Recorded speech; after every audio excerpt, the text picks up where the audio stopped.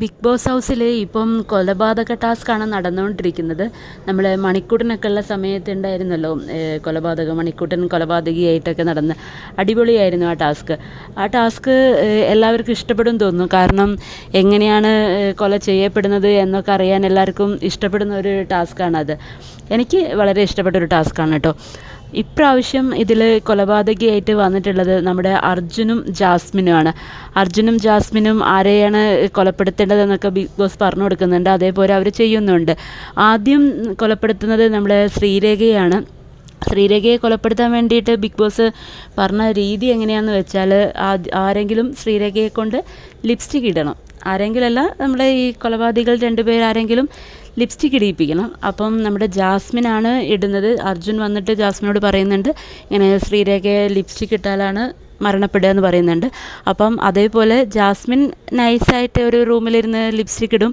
ആ സമയത്ത് അവിടേക്ക് നമ്മുടെ ശ്രീരേഖ വന്നിട്ട് ശ്രീരേഖയോട് പറയുന്നുണ്ട്, ചേച്ചിക്കാണ് ഈ കളർ നന്നായി ചേരുക, എനിക്ക് അത്ര ചേരില്ല എന്നൊക്കെ പറഞ്ഞ് സോപ്പിട്ട് ഇടിയിപ്പിക്കുന്നുണ്ട്. നമ്മുടെ ശ്രീരേഖയ്ക്ക് ഒന്നും മനസ്സിലായില്ല. ശ്രീരേഖ വേഗം ലിപ്സ്റ്റിക് ഇട്ട് വീണ്ടും വാങ്ങിച്ചിടുന്നൊക്കെ ഉണ്ടായിരുന്നു. കുറച്ച് കഴിഞ്ഞപ്പം ബിഗ് ബോസ് പറയുകയും ചെയ്തു നമ്മുടെ ശ്രീരേഖ മരണപ്പെട്ടിരിക്കുന്നു എന്ന് പറഞ്ഞു. പക്ഷെ ആർക്കും ഒരു സംശയം തോന്നിയിട്ടില്ല കേട്ടോ. ജാസ്മിനും അർജുനുമാണ് ഈ കൊലപാതകം നടത്തിയത് എന്നൊന്നും ആർക്കും മനസ്സിലായിട്ടില്ല. കാരണം ജാസ്മിൻ അത്രയും നല്ല അടിപൊളിയായിട്ടാണ് അത് ചെയ്തിട്ടുണ്ടായിരുന്നത്. പിന്നെ അടുത്തത് കൊലപാതകം നടത്താൻ പറഞ്ഞിട്ടുള്ളത് നമ്മുടെ റസ്മിനെയാണ്. റസ്മിനെ ഒരു പാരറ്റ് ഉണ്ടല്ലോ ആ ഡൈനിങ് ഹാളിൽ, അവിടെ ആ പാരറ്റിനെ തൊട്ടാൽ റസ്മിൻ മരണപ്പെടും എന്നതാണ് ടാസ്ക് ഉണ്ടായിരുന്നത്. അതും ജാസ്മിൻ അടിപൊളിയായി ചെയ്തു. പക്ഷെ റസ്മിൻ ഇതുവരെ സംശയമൊന്നും ഉണ്ടായിട്ടുണ്ടായിരുന്നില്ല.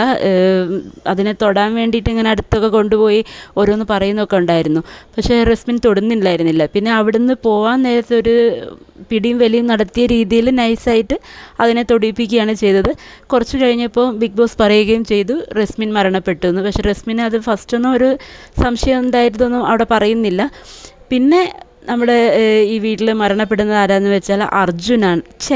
അർജുനല്ല, അർജുൻ കൊലപാതകം ചെയ്യുന്ന ആളാണ്. അർജുൻ കൊല്ലുന്നത് ആരെന്ന് വെച്ചാൽ അഭിഷേകിനെയാണ് കൊല ചെയ്യുന്നത്.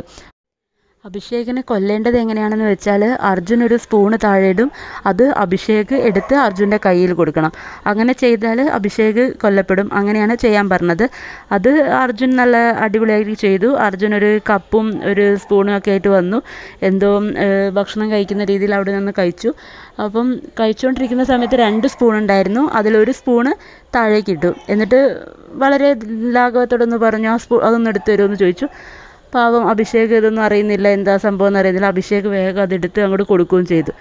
കുറച്ച് കഴിഞ്ഞപ്പോൾ അഭിഷേകിൻ്റെ കഥയും കഴിഞ്ഞു. ബിഗ് ബോസ് അനൗൺസ് ചെയ്തു അഭിഷേക് മരണപ്പെട്ടു എന്ന്.